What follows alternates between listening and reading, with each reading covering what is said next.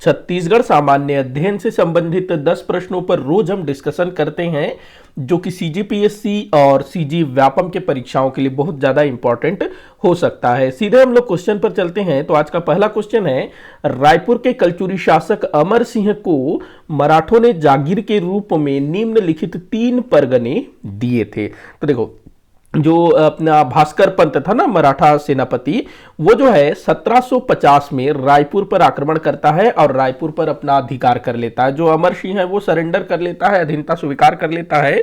तो अमर सिंह को ना उसका जो पूरा जो राज्य था वो मराठे अपने अधीन कर लेते हैं, लेकिन अमर सिंह को 3 परगने जो कि काफी बड़े थे और महत्वपूर्ण परगने थे, वो जो है इसको दे दिए जाते हैं अमर सिंह को। कौन कौन सा था?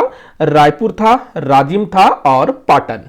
तो ये तीनों परगने जो हैं अमर सिंह को दे दिया जाता है 1750 में मराठों की तरफ से। वैसे तो था ये इसी का ही, लेकिन मराठे इसके ऊपर आक्रमण करके इसका जो बाकी जो क्षेत्र है उस पर अपना अधिकार कर लेते हैं और ये 3 परगने अमर सिंह को दे देते हैं उसके जीवन यापन के लिए। साथ ही साथ बोला जाता है फ्री में नहीं देते हैं, उसको बोलते हैं ये 3 परगने तुमको दे रहे हैं, लेकिन 7,000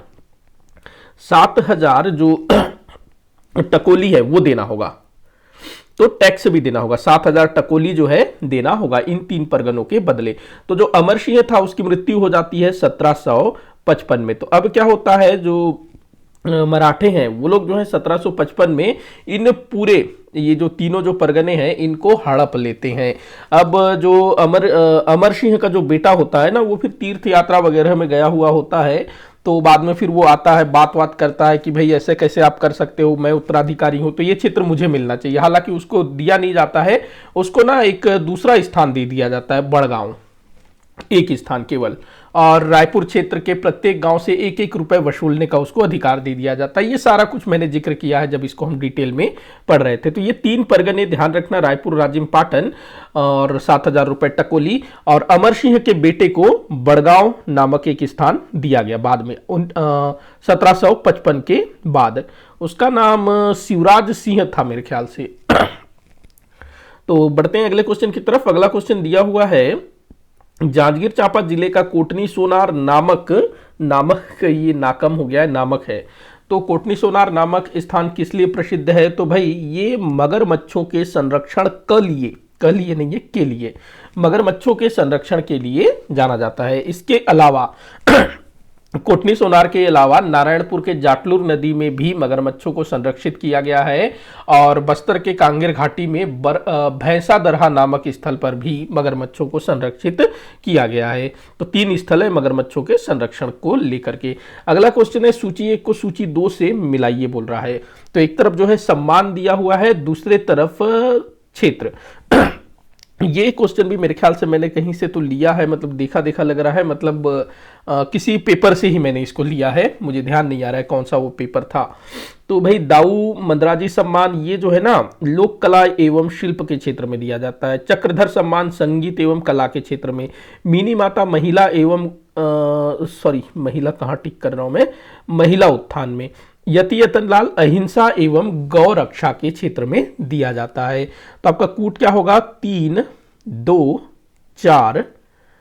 अरे कहाँ चला गया मैं, सॉरी। एक बार फिर से इसको करते हैं। ये हो जाएगा आपका यहाँ 3, चक्रधर हो जाएगा 1, मिनी माता 4, ये हो जाएगा आपका 2। तो 3, 1, 4, 2 ये जो है आपका कूट बन रहा है। 3, 1, 4, 2, 3, 1, 4, 2। तो ये जो है आपका कूट बनेगा 3, 1, 4, 2 ये। तो जितने भी सम्मान है वो किस क्षेत्र में दिया जाता है, किस विभाग द्वारा दिया जाता है, ये अच्छे से याद कर लीजिएगा। अगला क्वेश्चन है, सुमेलित करने को बोल रहा है। एक तरफ राजवंश है, दूसरे तरफ राजधानी। तो मिला लेते हैं। वाकाटक वंश, वाकाटक वंश की राजधानी थी नंदीवर्धन। राजर्षि तुल्यकुल्य वंश की राजधानी थी आरंग। पांडु वंश की राजधानी थी सिरपुर। बाण वंश की राजधानी थी पाली। तो आपका क्या कूट बनेगा? 2, 3, 1, 4, 2, 3, 1, 4 ये कूट बनेगा। जितने भी राजवंश है उनके राजधानी, संस्थापक, ये सब चीजें याद रखना। क्या था कूट?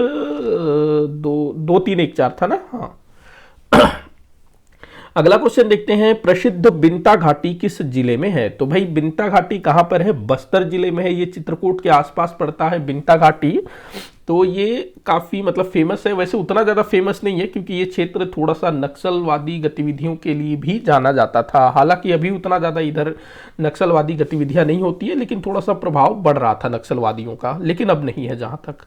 अगला क्वेश्चन है कौन सुमेलित नहीं है, तो आपको बताना है इनमें से कौन सुमेलित नहीं है। तो तितली पार्क भाई बस्तर में है, कांगेर घाटी राष्ट्रीय उद्यान में, ठीक है। ये कानन पेंडारी ये बिलासपुर में है, तो यही आपका उत्तर होगा, मतलब ये सुमेलित नहीं है। तो ये कहाँ पर है, बिलासपुर में।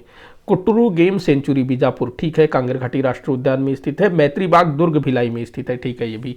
तो कानन पेंडारी कहाँ पर है, बिलासपुर जिले में। अगला क्वेश्चन है सुमेलित करने को बोल रहा है, एक तरफ रचनाएं हैं, दूसरे तरफ उसके लेखक दिया हुआ है। तो देख लेते हैं। जय चंद्रिका ये प्रहलाद दुबे जी की रचना है। भोसला वंश प्रशस्ति, भोसला वंश प्रशस्ति ये लक्ष्मण कवि जी की रचना है। सुदामा चरित गोपाल मिश्र जी की रचना है।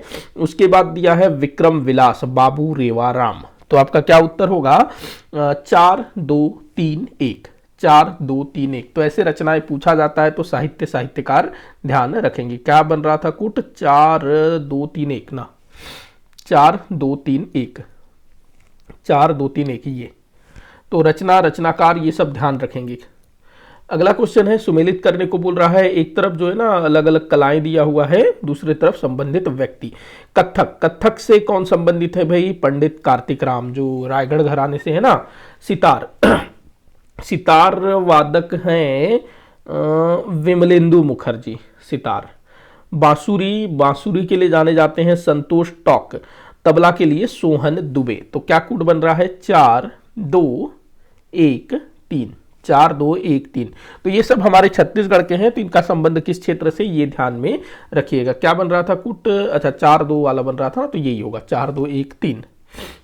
अगला क्वेश्चन है धनी धर्मदास के रचनाओं को किसने संकलित किया था। धनी धर्मदास जो कि कबीरदास जी के शिष्य थे, तो भाई इनके जो रचनाएं हैं उनको संकलित किया था हरि ठाकुर जी ने। हरि ठाकुर जो कि प्यारेलाल ठाकुर जी के बेटे थे।